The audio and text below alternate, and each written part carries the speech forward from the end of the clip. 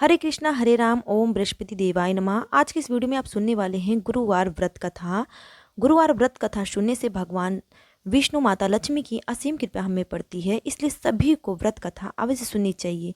सभी की मनोकामना पूर्ण होती है। निसंतान को प्रभु संतान देते हैं और निर्धन को धन देते हैं। कथा शुरू करने से पहले छोटी सी रिक्वेस्ट है, चैनल पर नए हैं तो तुरंत सब्सक्राइब करें। कथा के अनुसार प्राचीन काल की बात है। किसी राज्य में एक बड़ा प्रतापी और दानी राजा राज करता था। वह हर गुरुवार को व्रत रख के दीन दुखियों की मदद करके पुण्य प्राप्त करता था, परंतु ये सब बातें उसकी रानी को अच्छी नहीं लगती थी। वह ना तो व्रत करती थी और ना ही दान पुण्य में विश्वास रखती थी। इतना ही नहीं, वह राजा को भी ये सब करने से मना किया करती थी। एक समय की बात है, राजा शिकार खेलने के लिए वन में चले गए। घर पर रानी और दासी थीं। उसी समय गुरु बृहस्पति देव भगवान साधु का रूप धारण कर राजा के दरवाजे पर भिक्षा मांगने के लिए आए। साधु ने रानी से जब भिक्षा मांगी तो कहने लगी, हे साधु महाराज, मैं इस दान पुण्य से तंग आ गई हूँ। आप कोई ऐसा उपाय बताएं जिससे मेरा सारा धन नष्ट हो जाए और मैं आराम से रह सकूं। इतना सुनकर बृहस्पति देव ने कहा, हे देवी, तुम बड़ी विचित्र हो। संतान और धन से कोई दुखी नहीं होता है। अगर अधिक धन है तो इसे शुभ कार्यों में लगवाओ, कुंवारी कन्याओं का विवाह करवाओ, विद्यालय बनवाओ, बाग बगीचे का निर्माण करवाओ, जिससे तुम्हारे दोनों लोग सुधरें। परंतु साधु की इन बातों से रानी को खुशी नहीं हुई। उसने कहा कि मुझे ऐसे धन की आवश्यकता नहीं जिसे मैं दान दूं और जिसे संभालने में मेरा पूरा समय नष्ट हो जाए। तब साधु ने कहा, अगर तुम्हारी ऐसी ही इच्छा है तो मैं जैसा तुम्हें बताता हूँ तुम ऐसे ही करना।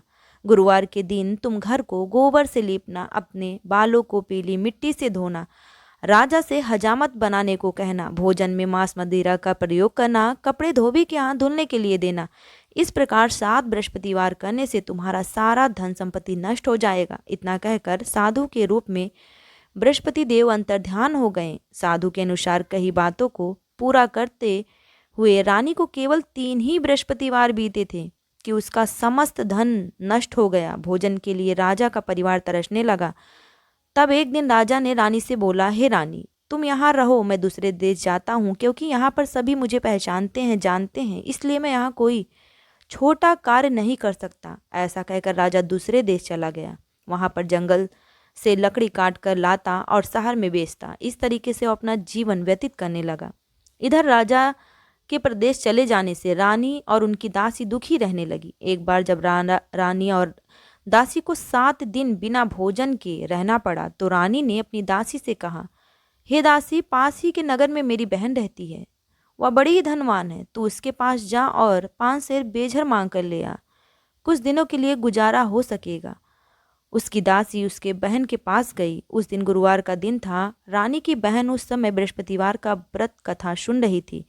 दासी ने रानी की बहन को अपनी सारी दशा बताई और रानी का संदेश दिया, लेकिन रानी की बड़ी बहन ने कोई उत्तर नहीं दिया। जब दासी को रानी की बहन ने कोई उत्तर नहीं दिया तो वह वापस चली गई और बहुत दुखी हुई और बहुत क्रोधित भी हुई। उसने वापस आकर अपनी रानी से कहा कि हे रानी, आपकी बहन तो बड़ी ही घमंडी है। वो छोटे लोगों से बात भी नहीं करती। यह सुनकर रानी ने कहा, उसका कोई दोस्त नहीं है, विपत्ति में कोई साथ नहीं देता है। वह अपने भाग्य को कोसने लगी। उधर रानी की बहन ने सोचा कि मेरी बहन की दासी आई थी, परंतु मैं उससे नहीं बोली, इससे वह बड़ी ही दुखी हुई होगी। कथा सुनकर वह पूजा समाप्त करके वह अपनी बहन के घर आई और कहने लगी, हे बहन, मैं बृहस्पतिवार का व्रत कर रही थी। तुम्हारी दासी मेरे घर आई थी, परंतु जब तक कथा होती है तब तक ना तो मैं उठती हूँ और ना ही बोलती हूँ, इसलिए मैं नहीं बोली। बताओ दासी क्यों आई थी? रानी बोली, बहन, तुमसे कोई बात छिपी नहीं है। घर में खाने के लाले पड़े हैं, अनाज नहीं है। ऐसा कहते कहते रानी की आंखों में आंसू भर आया। दासी समेत पिछले 7 दिनों से भूखी रहने की वह पूरी बात बताई। रानी की बहन बोली, देखो, भगवान विष्णु बृहस्पति देव सभी की मनोकामना पूरी करते हैं। देखो, शायद तुम्हारे घर में अनाज रखा हो। पहले तो रानी को विश्वास नहीं हुआ, पर बहन के आग्रह करने पर उसने दासी को अंदर भेजा तो उसे सचमुच अनाज से भरा घड़ा मिला। यह देखकर दासी को बड़ी हैरानी हुई। दासी रानी से कहने लगी, हे रानी, जब मैंने एक एक बर्तन देखा था तो किसी में भी अनाज नहीं था। अभी ये अनाज कहाँ से आ गया? देखिए, जब हमको भोजन नहीं मिलता तो हम व्रत ही करते हैं, इसीलिए क्यों ना इनसे व्रत और कथा की विधि पूछ ली जाए ताकि हम भी व्रत कर सके। तब रानी ने अपनी बहन से बृहस्पतिवार व्रत के बारे में पूछा। बोलिए विष्णु भगवान लक्ष्मी माता की जय। उसकी बहन ने बताया, बृहस्पतिवार के व्रत में चने के दाल और मुनक्का लेके केले के जड़ में पूजा करें और अर्पित करें तथा दीप जलाएं, कथा सुने और पीला भोजन करें। इससे बृहस्पति देव और भगवान विष्णु प्रसन्न होते हैं। व्रत और पूजा की विधि बताकर रानी की बहन अपने घर लौट गई। 7 दिन के बाद गुरुवार आया तो रानी और दासी दोनों व्रत रखी और घुड़साल में जाकर चना और गुड़ मुनक्का बीन लाई। फिर उसने केले की जड़ में भगवान विष्णु की पूजा की। अब पीला भोजन कहाँ से लाएं? बड़ी चिंता में पड़ गईं। दोनों बड़ी दुखी हुई, लेकिन उन्होंने व्रत रखा था, इसलिए बृहस्पति देव उनसे प्रसन्न थे।